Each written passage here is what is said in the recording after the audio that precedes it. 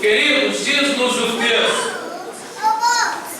disse mais Samuel a Jessé: acabaram-se os mancebos, e disse Jessé: ainda falta o menor, eis que apacenta as ovelhas. Disse, pois, Samuel a Jessé: pois bem, envia-o mensageiros e o manda chamar, porque enquanto ele não chegar, não nos assentaremos à roda da mesa. Não feche a sua Bíblia, não feche. Fique com ela aberta e se assente, enaltecendo, glorificando e exaltando o nome do Senhor. Queridos, o texto que lemos é por demais conhecido entre nós. Porém, é um texto que é motivo de grande debate e discussão entre teólogos e estudiosos. Mesmo assim, sendo um texto por demais conhecido e um texto por demais debatido entre eles, eu quero chamar a sua atenção para o que nos diz no verso de número 1, que, por sinal, tenho certeza que você já conhece um pouco de cor e salteado. Porém, observe que Deus, ele se cansa de Saul.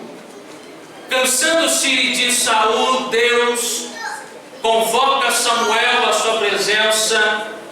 Porém, Deus o convoca com um vaso de azeite em suas mãos. O manda pegar um bezerro e o envia até a cidade de Belém, na casa de Jessé o belemita. Samuel o ouve e o obedece.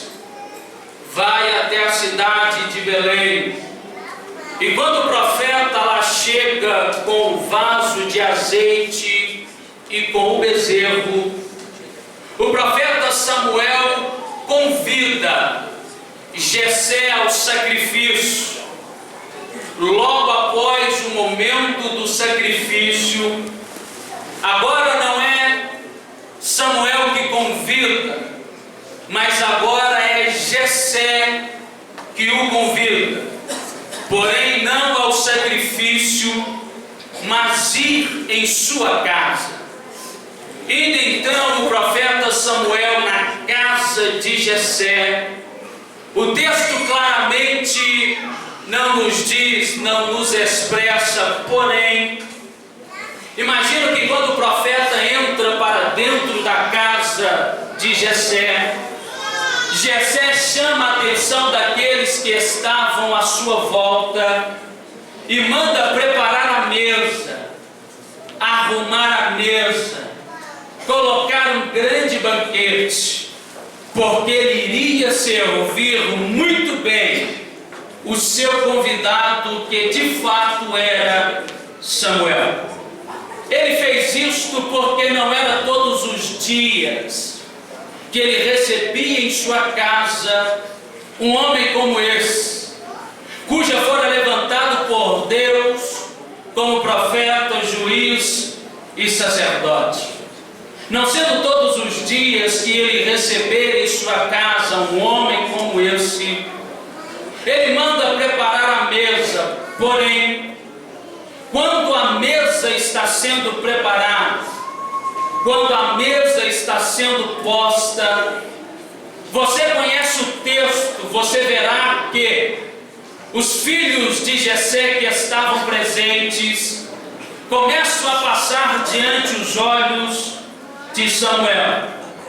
Você sabe que Deus os rejeita e a nenhum Samuel o consagra. Quando todos que ali estavam presentes passam diante dos olhos de Samuel, parece-me que Jessé convida Samuel a se assentar à mesa. Porém, Samuel ele não se assenta, porém ele abre a sua boca e ele diz: porventura, Jessé, acabaram-se os teus filhos? Jessé responde: não, ainda falta mais um, está no campo, está cuidando das ovelhas. Então Samuel ele contra-responde, ele diz: pois bem, manda mensageiros, pegue alguém, mas mande até a presença do rapaz, porque enquanto ele não chegar, nem eu, nem você, ninguém que está dentro desta casa vai se assentar à mesa até que o rapaz chegue. Eu não vim falar sobre o fato de Davi ter sido esquecido no campo.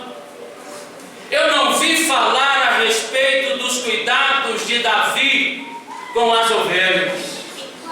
Eu vim falar justamente sobre esta mesa que estava na casa de Jessé, pai de Davi. Quando Samuel ele dá uma ordem imperativa dizendo: ninguém se assente à mesa até que o rapaz chegue, penso eu que Jessé abre os seus olhos e se espanta. E eu pergunto: por que Jessé se espanta ao observar a atitude de Samuel? Por que Samuel não permite que ninguém se assente à mesa até que um que nunca havia aparecido no cenário de Israel se achegue na casa? O que aquela mesa tinha de tão especial para que um profeta do porte de Samuel não se assentasse até que um menino se achegasse em casa?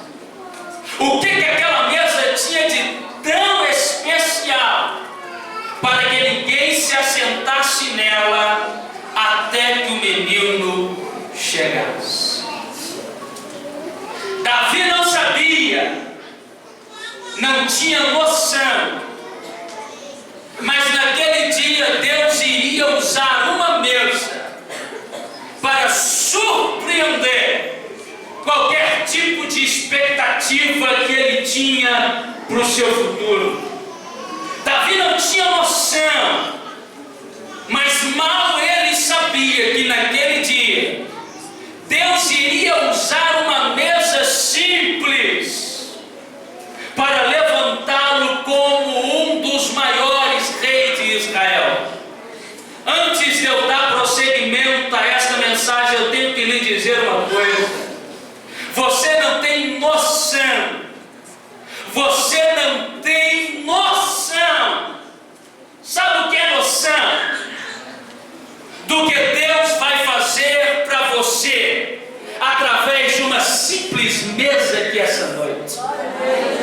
Você não tem noção do que Deus poderá fazer na sua vida, lhe surpreendendo as suas expectativas através de uma simples mesa. Levanta a sua mão em nome de Jesus de Nazaré, porque eu profetizo na sua vida que em nome de Jesus uma mesa Deus usará para fazer na sua vida o que você nunca pensou, imaginou, calculou. Você não tem noção, mas esta noite Deus vai marcar a sua vida através de uma mesa, porque o seu nome, Jesus, tem poder, tem poder, tem poder.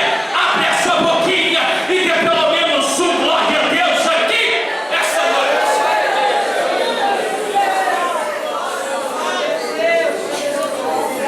Vocês se lembram que eu disse que este texto é por demais conhecido entre nós?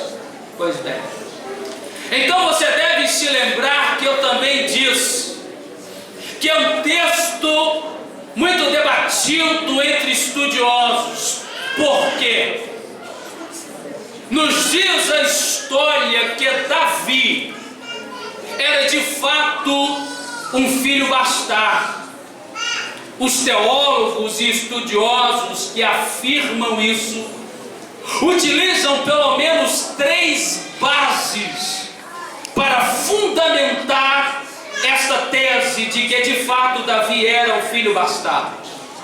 E a primeira tese que eles utilizam é que o relacionamento do pai de Davi com a mãe de Davi foram um relacionamento extraconjugal, fora dos parâmetros de Deus. Você um dia já se perguntou ou teve a curiosidade de perguntar sobre quem era a mãe de Davi? Qual era o seu nome? Qual era a sua origem? Sabemos quem é o seu pai e o nome dos seus irmãos está decorado em nossa mente. Mas e o nome da mãe de Davi? A Bíblia especificamente não nos relata sobre o nome da mãe de Davi. Apenas nos deixa claro que Ruth era de fato mãe da mãe de Davi. Ou seja, Ruth era a avó de Davi. As únicas referências que vemos sobre a árvore genealógica da vida de Davi são várias, e entre elas nós veremos em Ruth capítulo 4, verso 22, que Obed era mãe de Jessé, e sendo mãe de Jessé o gerando, gerou de fato a Davi, mas não nos diz qual é o nome da mãe de Davi, afirmando eles que este relacionamento da mãe e do pai de Davi foram relacionamentos do extraconjugal, fora dos parâmetros de Deus.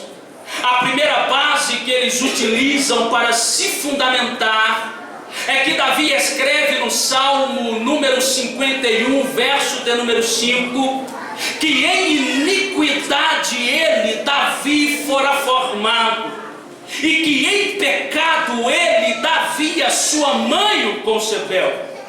Primeira base que eles fundamentam a sua tese de que Davi de fato era o filho bastardo. Mas e a segunda tese?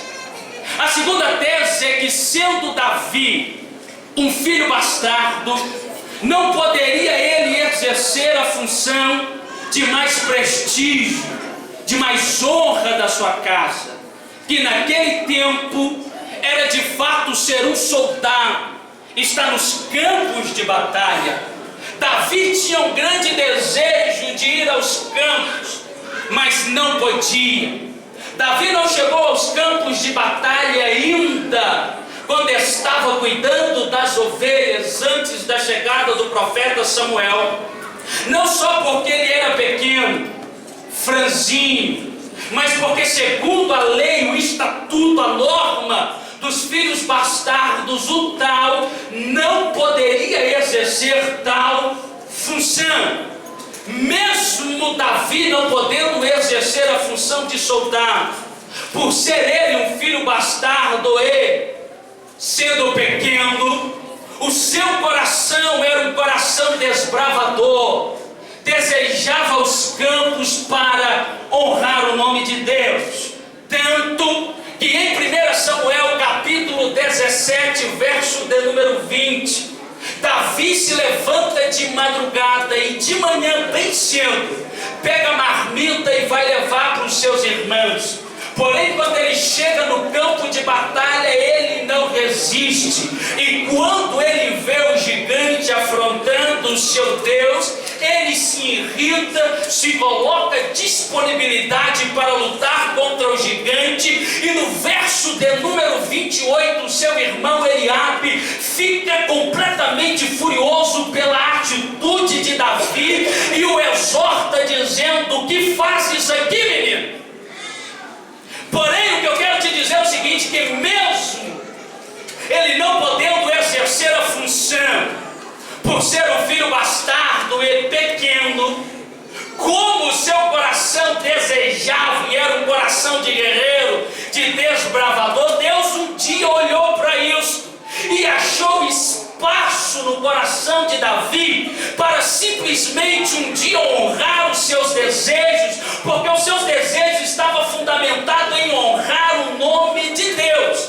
Então, quando Deus viu que ele queria, mas não podia por causa dos homens, Deus simplesmente quebra os protocolos humanos e não somente um dia coloca na frente de uma batalha, mas na frente de uma grande nação. Eu não posso continuar essa mensagem se antes lhes dizer algumas coisas, como por exemplo, você pode até ser considerado um filho bastardo, menosprezado, jogado pelo canto, pelo mundo lá fora. Você pode até ser pequeno, fraco, franzinho para eles, mas se o seu coração for um coração desbravador que deseja honrar o nome de Deus, ele é poderoso sim para quebrar os protocolos humanos e te colocar em uma tribuna de honra, porque ele pode, ele faz, ele consegue. E só quem está entendendo, levanta a tua mãozinha santa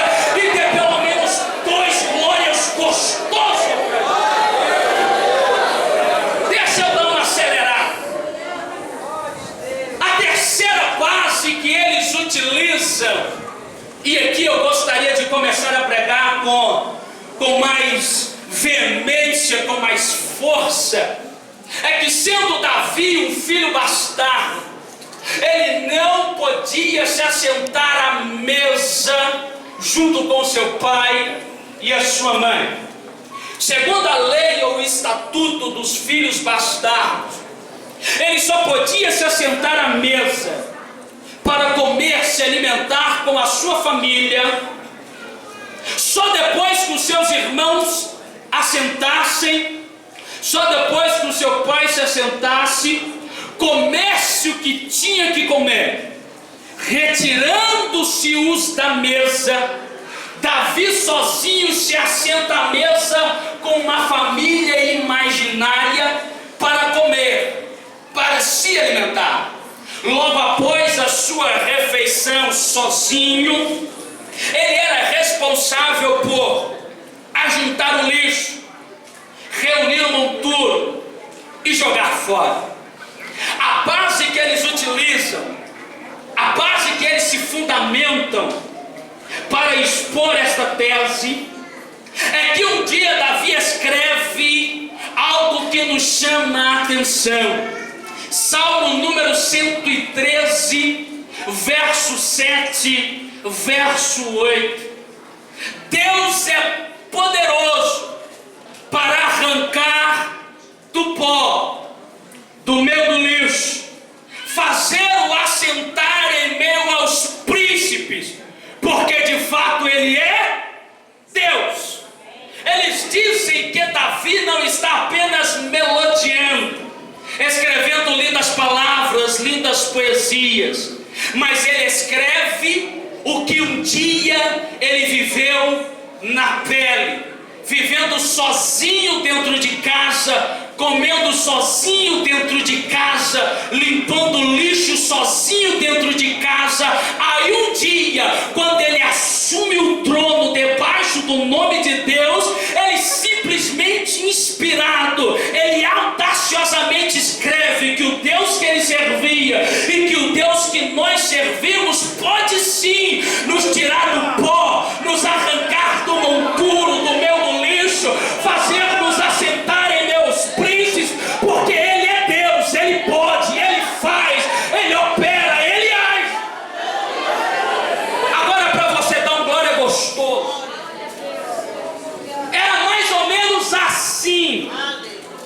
Todos os dias Davi visualizava aquela mesa, mas não podia tomá-la posse para si. Era mais ou menos assim.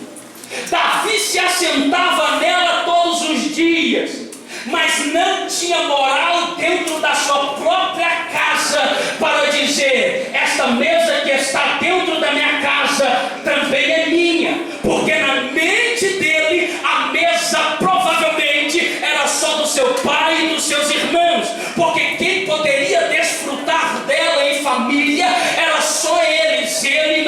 dia. Era mais ou menos assim: ele se assentava na mesa, sentia ela, tocava nela, mas não tinha forças dentro de si para dizer: eu vou tomar posse desta mesa, eu vou se assentar à mesa com a minha família, porque ele estava dentro de uma casa, vivendo com pessoas, mas ao mesmo tempo ele sentiu uma solidão. Ei, deixa eu te dizer uma coisa: quantos que aqui entraram e estão mais ou menos como Davi, se sentindo um filho bastardo todos os dias?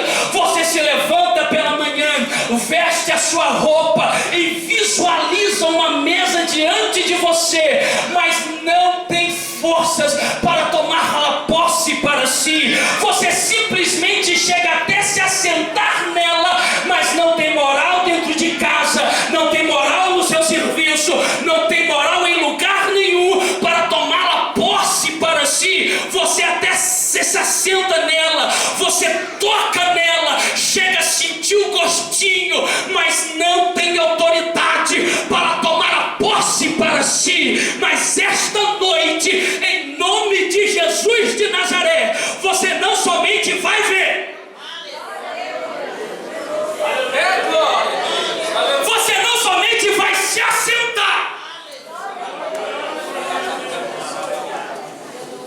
você não somente vai tocar nela, mas esta noite receberás autoridade no nome de Jesus para visualizá-la e tomar posse para si, para se assentar nela e dizer que ela é sua, para tocar nela e dizer que Deus o deu, Deus o deu, Deus o deu. Levanta a sua mão, levanta a sua mão, em nome de Jesus eu profetizo: você vai sair deste culto com a sua mesa, com a sua vitória, com a sua honra, com o seu milagre. Isto, levanta a tua mão e glorifica a Deus, porque esta noite recebestes autoridade dos céus para conquistar a tua vitória. A tua vitória, a tua vitória. Quem está entendendo, abre a boca e glorifica.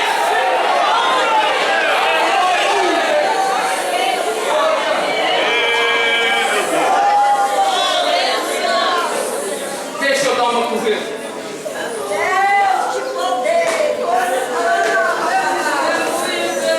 Naquele dia Davi nem imaginou, mas ele não somente a visualizou, ele tomou posse. Ele não somente se assentou, mas ele disse: eu alcancei o meu objetivo, sentar na mesa junto com os meus irmãos e o meu pai. Ei, vocês estão lembrados que eu vos disse que quando o profeta Samuel chega na cidade de Belém, ele simplesmente convida Jessé ao sacrifício? Vocês lembram disso? Então vocês também devem se lembrar que após o sacrifício, agora é Samuel que é convidado. Se Samuel é convidado, a mesa que foi preparada para quem? Para quem? Para Samuel. Se Samuel foi convidado, a mesa foi posta para quem? Para Samuel. A mesa foi colocada com banquete para quem? Para Samuel. Mas naquele dia a mesa foi preparada para Samuel, a mesa foi posta para Samuel, a mesa foi arrumada para Samuel, mas a mesa não era dele. Naquele dia Deus o deu a mesa a Davi.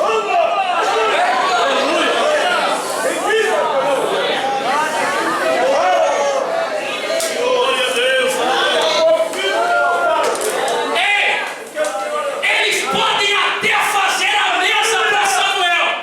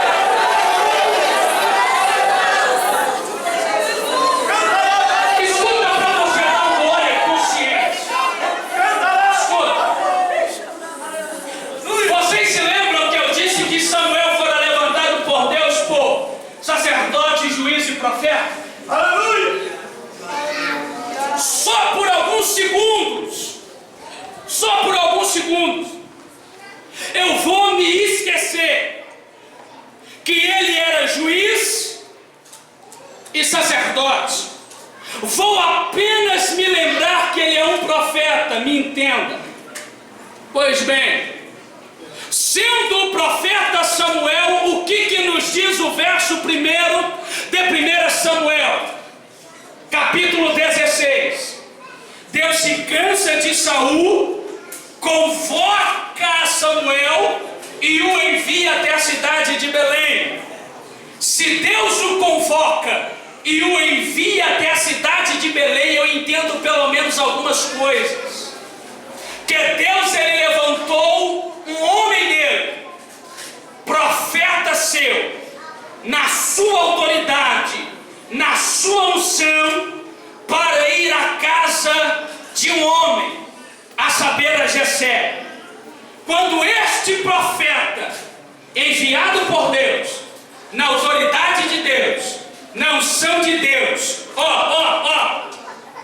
entra para dentro da casa de Jessé, eu entendo uma coisa, que Davi poderia até não ter sido consagrado naquele dia, mas pelo fato de ter um profeta, na autoridade de Deus, na unção de Deus, dentro daquela casa,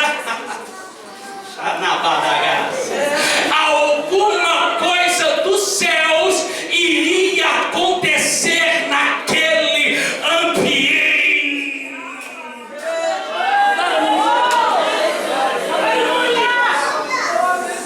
O que eu quero que você entenda é que se talvez, mesmo que Davi não fosse ungido naquele dia, só pelo fato de ter um profeta, na autoridade de Deus, na unção de Deus, dentro daquela casa, alguma coisa dos céus, Deus iria fazer naquele ambiente, porque tinha um homem dele, na autoridade dele, na unção dele e pelo nome dele.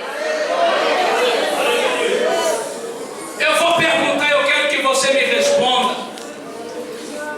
Você é mulher de Deus? Você é homem de Deus?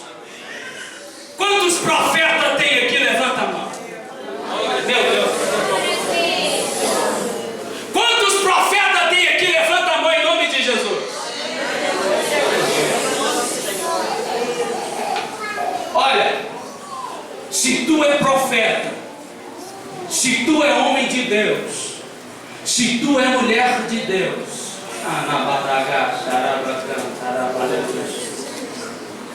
alguma coisa da parte de Deus, pela sua misericórdia, tem que acontecer dentro da sua casa.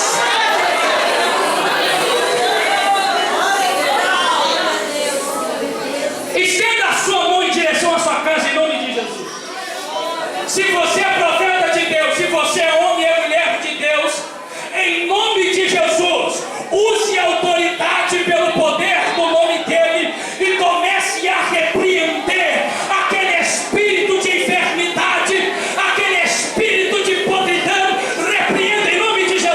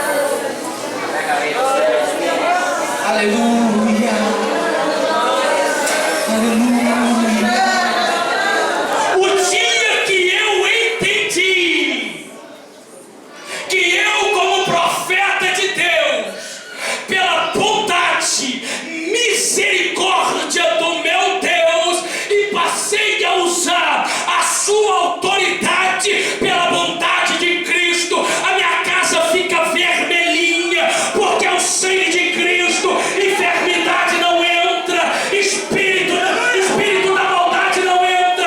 Há paz no casamento, há amor no casamento, há alegria no casamento. Ei, entenda que a partir do momento que você usar a autoridade de Deus na tua casa, não haverá demônio, não haverá legiões, não haverá potestade do inferno que possa afetar a tua vida com Deus, a tua vida com Deus, a tua vida com Deus, porque nem as adversidades, nem o Covid, nem as atribulações, nada nos separará do amor de Deus, do amor de Deus, do amor de Deus. Sinta a presença dele em nome de Deus.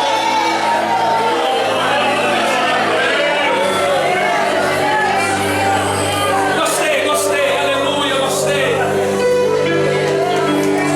No meu sinal você vai entrar cantando, tá bom?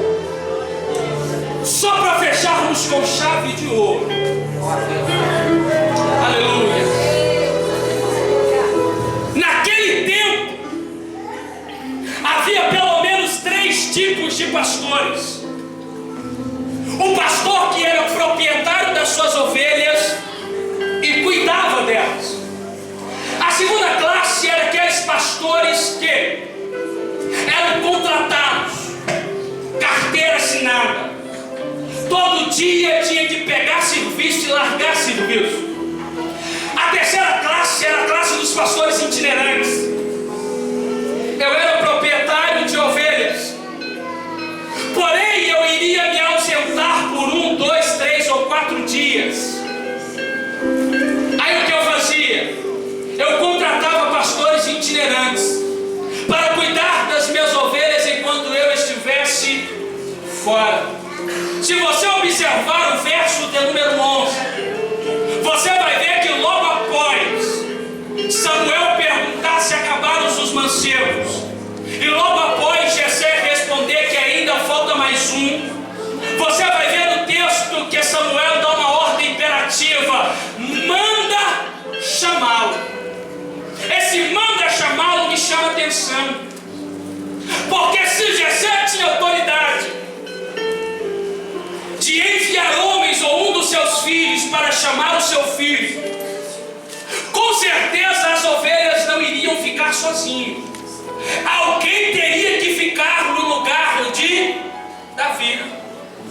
Ele poderia simplesmente ou ter colocado um dos seus filhos para cuidar das ovelhas, enquanto Davi participasse da reunião do começo ao fim, ou então ele poderia ter gastado um pouco mais, ter contratado pastores itinerantes para cuidar das suas ovelhas, enquanto toda a família estivesse reunida na presença do profeta. Só que por que Jessé não faz isso antes? Por que ele não contrata pastores itinerantes antes do profeta chegar? Por que ele não pede outra pessoa para ficar enquanto Davi participasse da reunião? É simples. Deus não permitiu que o pai dele investisse na vida de Davi.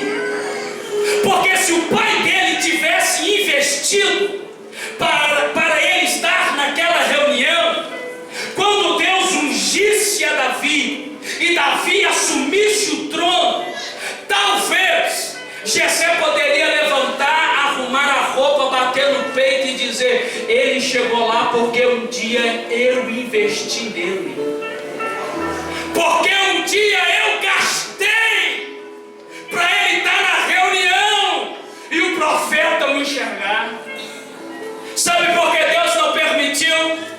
Porque lá na frente Deus não ia querer ver ninguém a não ser ele se levantar no trono, chamar a atenção dos querubins, a atenção dos serafins, bater no peito e dizer: tá vendo? Não foi homem que investiu nele. Não foi ninguém que o levantou. Fui eu. Paguei caro. Consagrei. Levantei. Ungi. Ele chegou lá porque foi eu que vi. Fica de pé no seu lugar em nome de Jesus. Você acha que você ainda não chegou?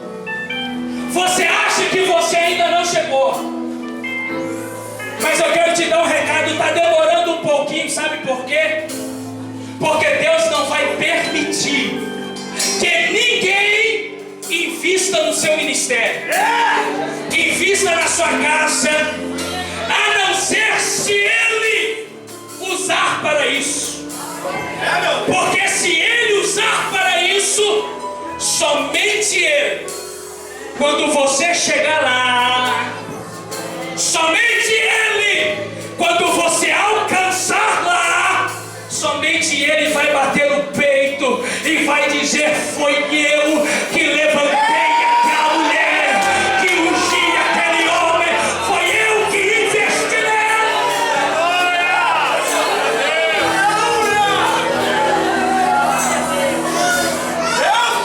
Eu gostaria de pedir à igreja para fechar os seus olhos.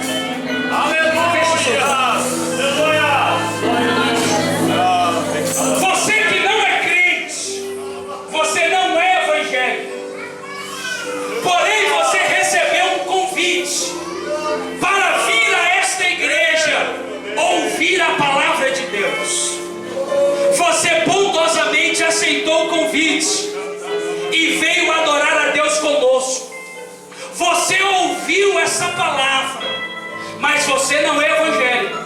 Mas você ouviu essa palavra e você entendeu que Jesus, ele pode mudar a sua história, que Jesus, ele pode dar um rumo, um novo sentido para a sua vida.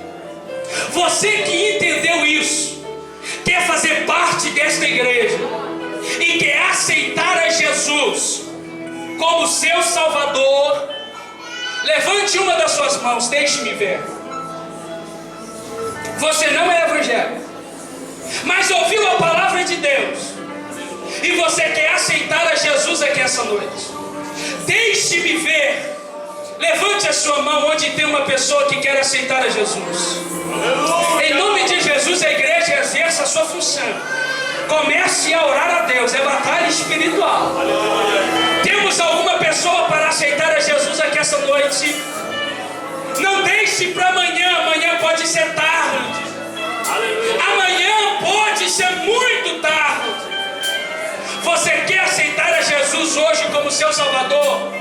Levante a sua mão, deixe-me ver. Temos alguma pessoa para Jesus aqui essa noite? Que Cristo possa lhe dar uma outra oportunidade. Mas até o final do culto você pode procurar o pastor Zaqueu. Conversa com ele. Ele vai te receber de braços abertos. Agora a igreja, olha para cá, porque eu preciso de passar o microfone. O Jesus que está presente neste ambiente, na sua vida, está enlouquecidamente ansioso para entregar uma mesa para você aqui essa noite. Para isso você tem que estar de coração aberto para receber a vitória. Feche os seus olhos. Eu não sei porquê, mas eu quero dizer isso. Mateus capítulo 19, verso de número 6. Aquilo que Deus uniu, ou seja, o seu casamento. Aquilo que Deus entrelaçou, ou seja, a sua aliança com o seu esposo e a sua esposa. O inferno, o homem,